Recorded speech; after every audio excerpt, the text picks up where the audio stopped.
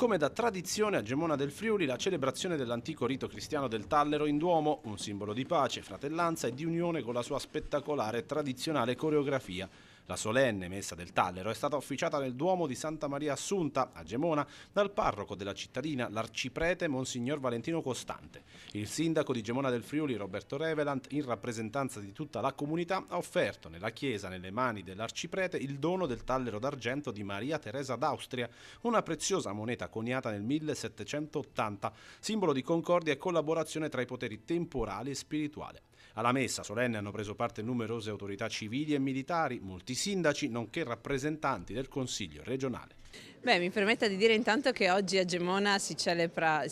l'Epifania del Tallero, un rito che è antichissimo e che ancora oggi trova linfa in questa grande collaborazione che c'è tra la parrocchia e l'amministrazione comunale e la comunità civile in generale. È un momento molto sentito da parte di tutti, le rappresentanze che oggi sono qui lo dimostrano ancora una volta e da qui partono appunto gli auguri per il nuovo anno, un anno che è ricco di impegno, come lei ricordava, ricco di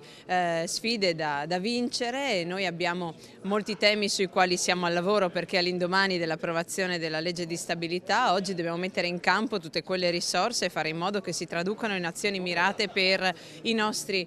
cittadini, per le imprese, per le famiglie, per fare in modo che questo territorio continui ad essere un territorio dove si investe e si investe con grande lungimiranza, non per iniziative immediate ma che possano portare un giovamento per il lungo periodo.